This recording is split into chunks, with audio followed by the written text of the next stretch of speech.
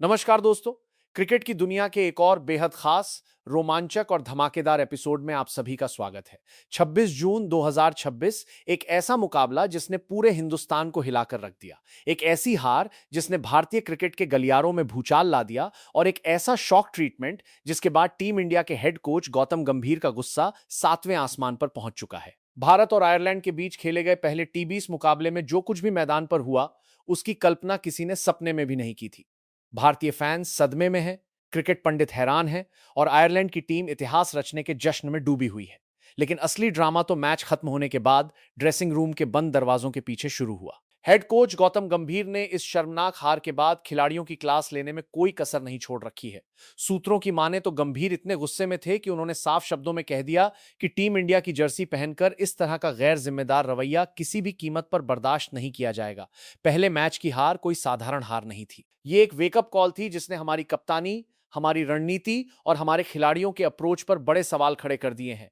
इस हार की आग इतनी भीषण है कि दूसरे टी20 मुकाबले के लिए टीम में ऐसे बड़े और चौंकाने वाले बदलाव कर दिए गए हैं जो आमतौर पर देखने को नहीं मिलते। कई सीनियर खिलाड़ियों को बाहर का रास्ता दिखा दिया गया है, कुछ बड़े नामों को बेंच पर बिठा दिया गया है और कई भूखे शेरों को रणभूमि में उतारने की तैयारी पूरी हो चुकी है। आज का यह विश्लेषण सिर्फ एक आम क्रिकेट वीडियो नहीं है, यह टीम इंडिया के उस जख्मी शेर की कहानी है जो पलटवार करने के लिए तड़प रहा है।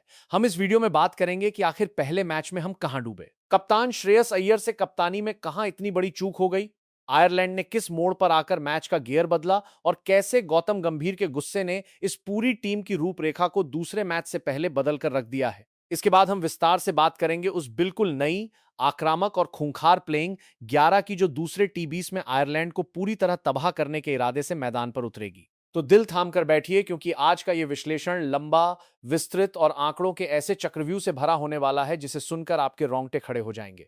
सबसे पहले उस कड़वे सच का सामना करते हैं जिसे निगलना हर भारतीय फैन के लिए बेहद मुश्किल हो रहा है। आखिर भारत पहला टी20 मुकाबला हारा क्यों? हार की सबसे पहली और बड़ी वजह रही हमारी बल्लेबाजी का पूरी तरह से बिखर जाना। बेलफास्ट की हरी पिच और ओवरकास्ट कंडीशंस में हमारे बल्लेबाजों ने परिस्थितियों को समझने में भारी भूल कर दी। शुरुआती ओवरों में जब गेंद हवा और पिच दोनों जगह से हरकत कर रही थी, तब भारतीय बल्लेबाजों ने संभल कर खेलने के बजाय गैर जिम्मेदार शॉट्स खेले।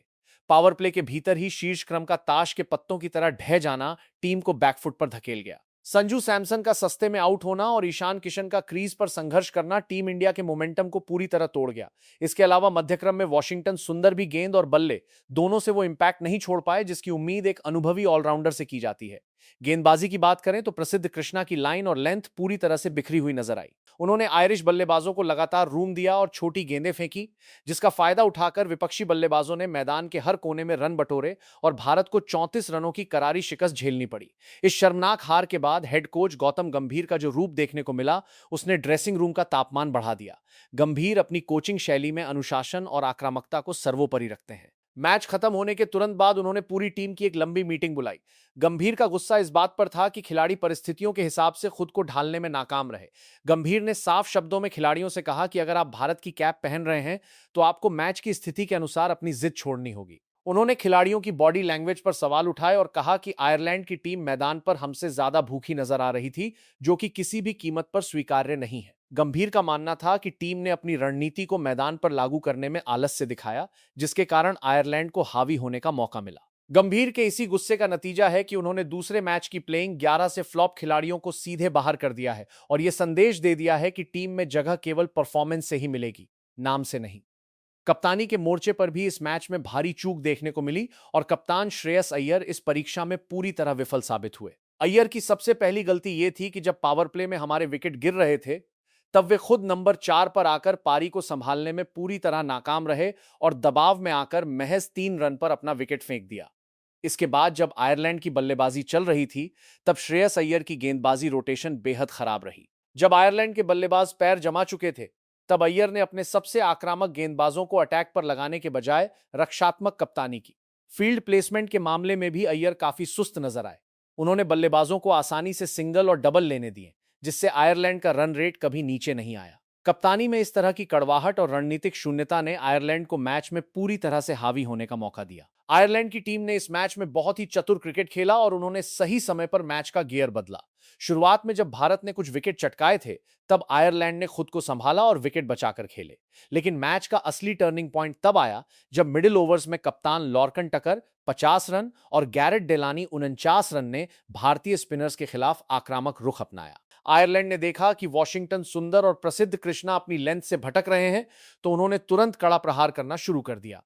आयरलैंड का यह एक्सीलरेशन इतना सटीक था कि भारतीय कप्तान के पास फील्डिंग बदलने का मौका ही नहीं मिला और मैच पूरी तरह से भारत की पकड़ से बाहर निकल गया, जिसके चलते उन्होंने 182 रनों का विशाल स्कोर खड़ा किया।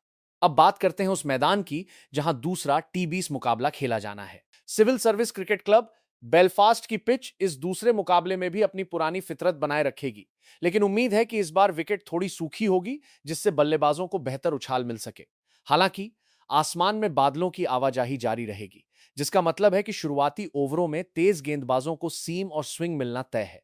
इस मैदान पर टॉस की भूमिका पहले मैच की तरह ही बेहद क्रूशियल होगी। जो भी टीम टॉस जीतेगी वो बिना सोचे पहले गेंदबाजी का विकल्प चुनेगी, क्योंकि शाम के वक्त यहां हवा की रफ्तार बढ़ जाती है, जिससे गेंदबाजों को अतिरिक्त मदद मिलती है।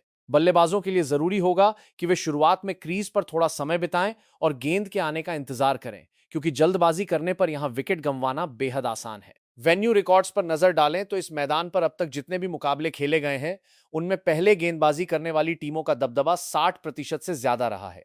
पहली पारी का औसत स्कोर यहां लगभग 155 रन है, लेकिन अगर पिच पर धूप खिलती है तो यह स्कोर 175 तक भी जा सकता है। तेज गेंदबाजों को यहां की पिचों से हमेशा से ही अतिरिक्त बाउंस और मूवमेंट मिलता आया है, जिसके कारण बल्लेबाजों का स्ट्राइक रेट शुरुआत में काफी कम रहता है। स्पिन गेंदबाजों के लिए इस मैदान पर रन रोकना एक बड़ी चुनौती होती है, क्योंकि स्क्वायर बाउंड्रीज काफी छोटी हैं और अगर गेंद हवा में ज्यादा देर रही तो वो आसानी से सीमा रेखा के पार चली जाती है। हेड टू हेड रिकॉर्ड्स की बात करें तो भले ही भारत पहला मैच हार गया हो, लेकिन इतिहास में अभी भी भारतीय टीम का दबदबा आयरलैंड पर बरकरार है। इस हार से पहले भारत ने आयरलैंड के खिलाफ खेले गए सभी मैचों में जीत दर्ज की थी। यह पहली बार हुआ है जब आयरलैंड ने भारत को इस फॉर्मेट में मात दी है। इस ऐतिहासिक जीत के बाद आयरलैंड के हौसले बुलंद हैं और वे सीरीज पर कब्जा करने के इरादे से उतरेंगे, जबकि भारतीय टीम के लिए यह मुकाबला अपनी साख बचाने और सीरीज में बराबरी करने का आखिरी मौका है। तो चलिए बात करते हैं हेड कोच गौतम गंभीर की उस नई खूंखार प्लेइंग 11 की, जिसे दूसरे टी20 मैच के लिए तैयार किया गया है। गंभीर ने इस टीम को चुनते समय फॉर्म, आक्रामकता और परिस्थितियों को ध्यान में रखा है। ओपनिंग जोड़ी के रूप में मैदान पर उतरेंगे अभिषेक शर्मा और युवा सनसनी वैभव सूर्यवंशी। अब सबसे बड़ा सवाल यह है कि संजू सैमसन जैसे अनुभवी खिलाड़ी को बाहर करके वैभव को क्यों चुना गया। इसका सीधा जवाब है निडरता और पावर प्ले में तबाही मचाने की भूख। संजू सैमसन पिछले मैच में पूरी तरह फ्लॉप रहे थे और उनकी तकनीक स्विंग होती गेंद के सामने बेबस नजर आई थी। गौतम गंभीर को ओपनिंग में ऐसे खिलाड़ी चाहिए जो पहली ही गेंद से विरोधी टीम पर मानसिक दबाव बना सकें। अभिषेक शर्मा के पास वो क्षमता है कि वो दुनिया के किसी भी गेंदबाजी आक्रमण को तहस नहस कर सकते हैं। वहीं दूसरी तरफ 15 साल के युवा वैभव सूर्यवंशी को टीम में शामिल किया गया है। वैभव के पास वो गॉड गिफ्टेड टाइमिंग है जो बहुत कम खिलाड़ियों में होती है। दो बाएं हाथ के बल्लेबाजों का कॉम्बिनेशन आयरलैंड के दाएं हाथ के स्विंग गेंदबाजों की लाइन को बिगाड़ने के लिए सबसे बेहतरीन हथियार है। यह जोड़ी पावर प्ले में भारत को वो आक्रामक शुरुआत दे सकती है जो पहले टी20 मैच में गायब थी। अभिषेक शर्मा के हालिया प्रदर्शन और आईपीएल रिकॉर्ड्स को देखें तो वो इस समय टी20 क्रिकेट के सबसे खतरनाक बल्लेबाजों में से एक हैं। पहले टी20 मैच में भी टीम इंडिया की तरफ से केवल अभिषेक शर्मा ने संघर्ष दिखाया था और 20 गेंदों में 50 रनों की तूफानी पारी खेली थी। अभिषेक का मजबूत पक्ष स्पिनरों के खिलाफ उनका फुटवर्क और तेज गेंदबाजों की गति का इस्तेमाल करके लगाए जाने वाले लंबे छक्के हैं। हालांकि उनकी कमजोरी शॉर्ट पिच गेंदें हैं, जहां वो कभी-कभी जल्दी पुल शॉट खेलने के चक्कर में आउट हो जाते हैं। पेस के खिलाफ उनका स्ट्राइक रेट शानदार है, लेकिन कंट्रोल थोड़ा कम रहता है, जबकि स्पिन के खिलाफ वो एक कंप्लीट हिटर हैं और उनका स्ट्राइक रेट 210 के पार चला जाता है। वहीं बात करें वैभव सूर्यवंशी की, तो इस टीम का सबसे बड़ा सरप्राइज पैकेज वैभव है। घरेलू क्रिकेट में शानदार प्रदर्शन के दम पर उन्होंने टीम में जगह बनाई है। उनका मजबूत पक्ष उनका कड़क कट शॉट और फ्रंट फुट पर खेली जाने वाली बेहतरीन ड्राइव्स हैं। वैभव की कमजोरी यह है कि उनके पास अंतर्राष्ट्रीय स्तर का अनुभव नहीं है, जिससे वो बड़े मैच के दबाव में कभी-कभी गलत शॉट का चयन कर सकते हैं। पेस के खिलाफ उनका बल्ला खूब चलता है और वो रफ्तार से डरते नहीं हैं, जबकि स्पिन के खिलाफ उन्हें अपनी तकनीक पर अभी थोड़ा और काम करने की आवश्यकता है। गंभीर ने उन पर भरोसा जताया है क्योंकि वो भविष्य के बड़े खिलाड़ी हैं और महज 11 गेंदों में 50 ठोकने का माद्दा रखते हैं। तीसरे नंबर पर कड़क बल्लेबाजी के लिए आएंगे ईशान किशन। ईशान किशन को टीम में शामिल रखने का कारण मध्यक्रम को एक मजबूत विकेटकीपर बल्लेबाज देना और पारी को गति प्रदान करना है। पहले टी20 मैच में ईशान किशन सिर्फ 1 रन बनाकर आउट हो गए थे, लेकिन उनका हालिया प्रदर्शन घरेलू क्रिकेट में अच्छा रहा है। ईशान का मजबूत पक्ष उनका स्क्वायर लेग की दिशा में खेला जाने वाला पुल शॉट और स्पिनरों के खिलाफ क्रीज का इस्तेमाल करना है। उनकी कमजोरी ऑफ स्टंप के बाहर की स्विंग होती गेंदें हैं, जहां वो अक्सर गेंद को बिना पैर निकाले खेलने का प्रयास करते हैं और आउट हो जाते हैं। पेस के खिलाफ ईशान काफी आक्रामक रहते हैं, जबकि स्पिन के खिलाफ वो पारी को संभालकर सिंगल डबल रोटेट करने में माहिर हैं। नंबर 4 की पोजीशन पर खुद कप्तान श्रेयस अय्यर उतरेंगे। अय्यर पर कप्तानी के साथ साथ इस मैच में अपनी बल्लेबाजी को भी साबित करने का भारी दबाव होगा। अय्यर का सबसे मजबूत पक्ष स्पिन गेंदबाजों के खिलाफ उनका बेखौफ अंदाज और मैदान के चारों तरफ गैप ढूंढने की काबिलियत है। उनकी कमजोरी जगजाहिर है, तेज गेंदबाजों की सटीक शॉर्ट पिच और बाउंसर गेंदें, जहां वो असहज दिखते हैं।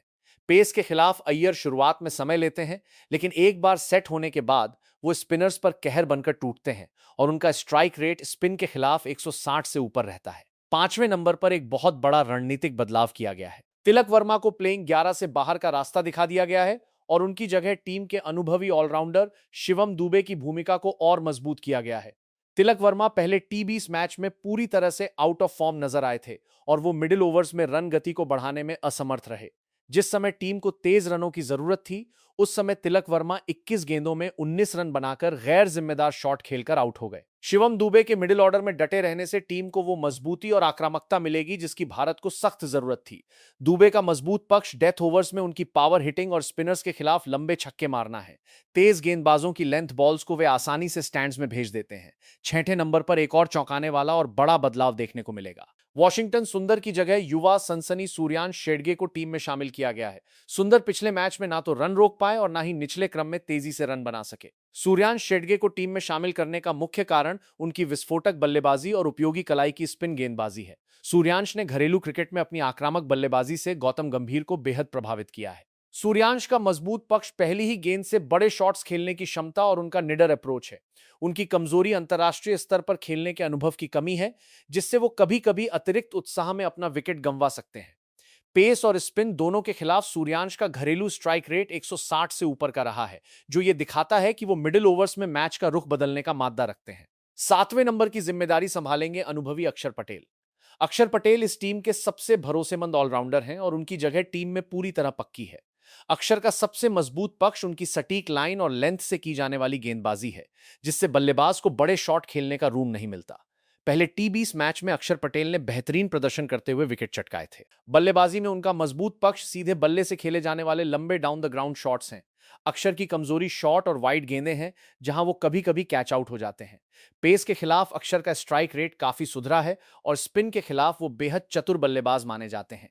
8वें नंबर की महत्वपूर्ण पोजीशन पर खेलेंगे युवा तेज गेंदबाज और ऑलराउंडर हर्षित राणा। हर्षित राणा को टीम में शामिल करने का सबसे बड़ा कारण यह है कि वो लोअर मिडिल ऑर्डर में आकर न सिर्फ बड़े बड़े शॉट्स खेल सकते हैं, बल्कि अपनी धारदार तेज गेंदबाजी से टीम को 5वें या 6ठे गेंदबाज का एक बेहद मजबूत विकल्प भी देते हैं। हर्षित ने पिछले मुकाबले में भारत की तरफ से सबसे बेहतरीन गेंदबाजी की थी, जहां उन्होंने अपने कोटे में महज 24 रन देकर 3 विकेट अपने नाम किए थे। हर्षित का सबसे मजबूत पक्ष उनकी लगातार 140 की रफ्तार से भारी लेंथ पर गेंदबाजी करना और बल्लेबाजों को चकमा देने वाली स्लोअर कटर फेंकना है। हर्षित राणा की कमजोरी उनका जरूरत से ज्यादा आक्रामक होना है, जिससे वो कभी कभी लाइन से भटक जाते हैं। गंभीर ने उन्हें इस नंबर पर एक परफेक्ट यूटिलिटी खिलाड़ी के रूप में चुना है। 9वें नंबर की पोजीशन पर एक और बड़ा फैसला लेते हुए प्रसिद्ध कृष्णा की जगह टीम में रवि बिश्नोई को रणनीतिक बैकअप के रूप में शामिल किया गया है, ताकि स्पिन विभाग को और मजबूती दी जा सके। प्रसिद्ध कृष्णा पिछले मैच में बहुत ज्यादा महंगे साबित हुए थे और उनकी दिशाहीन गेंदबाजी ने आयरलैंड को मैच जीतने का मौका दिया, जहां उन्होंने बिना कोई विकेट लिए पूरे 57 रन लुटा दिए। रवि बिश्नोई का टीम में आना बेलफास्ट की छोटी बाउंड्रीज पर आयरिश मिडिल ऑर्डर को रोकने के लिए सबसे बड़ा टर्निंग पॉइंट साबित हो सकता है। उनका मजबूत पक्ष अपनी तेज गति वाली गुगली गेंदों से बल्लेबाजों को छकाना और रनों की गति पर अंकुश लगाना है। 10वें नंबर पर खेलेंगे बाएं हाथ के तेज गेंदबाज अर्शदीप सिंह। अर्शदीप सिंह इस टीम के मुख्य डेथ ओवर स्पेशलिस्ट हैं। अर्शदीप का सबसे मजबूत पक्ष उनकी सटीक यॉर्कर और आखिरी के ओवरों में रनों की गति पर अंकुश लगाने की क्षमता है। उनकी कमजोरी कभी कभी पावर प्ले में बहुत ज्यादा एक्स्ट्रा रन देना है। पेस के खिलाफ उनकी गेंदबाजी में गजब की वैरायटी है और वो अपनी स्लोअर बॉल से बल्लेबाजों को छकाने में माहिर हैं। पिछले मैच में उन्होंने 2 विकेट चटकाए थे और इस मैच में वे नई गेंद से और ज्यादा असरदार साबित होना चाहेंगे। 11वें नंबर पर इस टीम का सबसे बड़ा धमाका प्रिंस यादव अपना टी20 इंटरनेशनल डेब्यू करने जा रहे हैं। प्रिंस यादव को टीम में शामिल करने का कारण उनकी अत्यधिक रफ्तार और उनका अनोखा गेंदबाजी एक्शन है, जिसे आयरलैंड के बल्लेबाजों ने पहले कभी नहीं खेला है। प्रिंस ने घरेलू टी20 मैचों में अपनी गति से बल्लेबाजों के मन में खौफ पैदा किया है। प्रिंस का मजबूत पक्ष लगातार 140 की रफ्तार से भारी गेंदबाजी करना और एक घातक बाउंसर फेंकना है। उनकी कमजोरी इंटरनेशनल क्रिकेट के दबाव को झेलने का अनुभव ना होना है। गौतम गंभीर ने इस युवा खिलाड़ी पर दांव खेलकर आयरलैंड को पूरी तरह से सरप्राइज करने की रणनीति बनाई है। इस तरह तैयार होती है हमारी ये नई, संतुलित और आक्रामक प्लेइंग 11, जो पहले मैच की हार का बदला लेने के लिए पूरी तरह से तैयार है। इस टीम में गहराई भी है, अनुभव भी है और युवाओं का वो जोश भी है जो मैच का पासा पलटने के लिए काफी है। दूसरे टी20 मुकाबले में भारतीय टीम की रणनीति बिल्कुल साफ और आक्रामक होने वाली है। गौतम गंभीर के इस मास्टर स्ट्रोक के बाद अब खिलाड़ियों को मैदान पर अपनी उपयोगिता साबित करनी होगी। तो मेरे प्यारे और देश के सबसे कड़क क्रिकेट प्रेमियों, इस नई और खूंखार प्लेइंग 11 को देखकर आपको क्या लगता है? क्या गौतम गंभीर का संजू सैमसन और तिलक वर्मा को बाहर करके वैभव सूर्यवंशी और सूर्यांश शेडगे को शामिल करने का फैसला सही है? क्या यह नई टीम इंडिया आयरलैंड को दूसरे टी20 मैच में मलबे में तब्दील कर पाएगी? अपनी कीमती, निष्पक्ष और बिल्कुल बेबाक राय नीचे कमेंट बॉक्स में गंभीर की नई प्लेइंग एक्सआई या वैभव का धमाकेदार डेब्यू लिखकर हमारे साथ पूरे जोश के साथ जरूर साझा करें। और क्रिकेट जगत की हर ऐसी ही विस्फोटक, रणनीतिक और रोंगटे खड़े कर देने वाली पल पल की लाइव इनसाइड अपडेट्स के लिए हमारे चैनल को अभी के अभी सब्सक्राइब करें और बेल आइकन दबाना बिल्कुल ना भूलें। मिलता हूं मैं आपको एक और शानदार वीडियो में। तब तक के लिए अपना और अपने परिवार का पूरा ख्याल रखें। धन्यवाद। कड़क क्रिकेट फैंस, जय हिंद, जय भारत।